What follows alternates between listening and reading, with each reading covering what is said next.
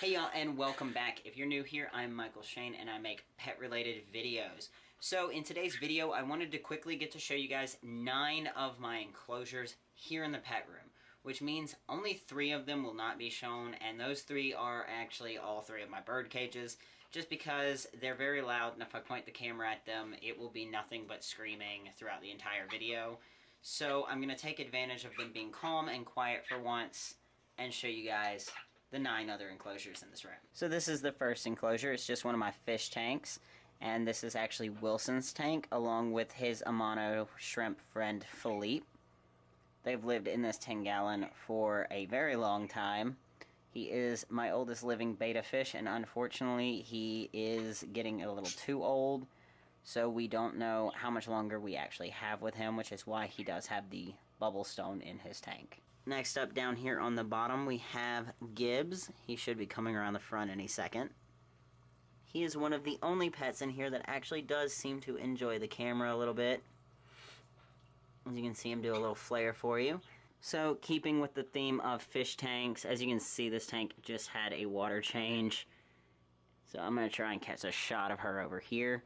This is my iridescent female double-tail betta. I raised her from a little fry. If you've been following me on Instagram, you probably saw her as a baby. So, moving on to somebody who was last featured in my last video, this is Mossy's enclosure.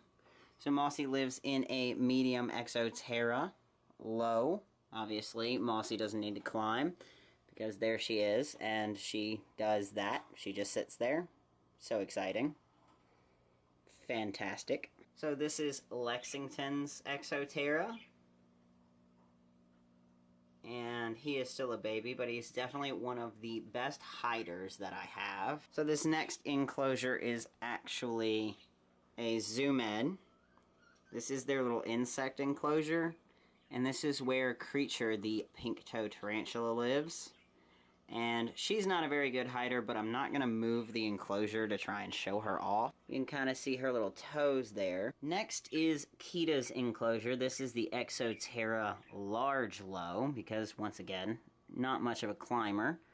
She does actually enjoy climbing, but I don't like to let her do it too much because she's clumsy. Next is my ball python Sephi, who is currently in blue, so I cannot show her, but she is in there, just doing her thing. She's probably in that rock. Yeah, you can kind of see her back there. And last but not least, this is Sirius's enclosure. And yes, I know a lot of people hate when they see enclosures with sand, but Sirius cannot shed properly unless he is on sand for some reason, so he lives on sand. So I hope you guys enjoyed getting to take a look at these 9 enclosures.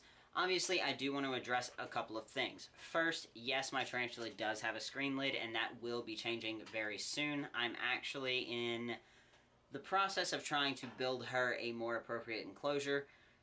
And next, the substrates for my snake. First, the Kenyan sand boa, because obviously sand is always a big trigger point for a lot of people in this community.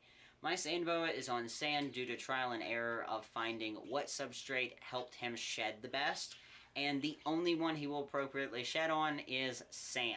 He also gets a moist hide around the time that he does shed, which he just had a full and complete shed today. So that was fantastic, and everything does go very well with having him on sand. Next is my ball python, who's currently in shed. As you saw, there are little bits of moss spread around. That is to raise the humidity in very centralized locations. But the aspen is to actually keep the humidity down all the other times. Living in a southern state, I have extremely high humidity inside my house, and it can become very dangerous for a few of them. So obviously I do try to find ways to increase ventilation and reduce humidity sometimes.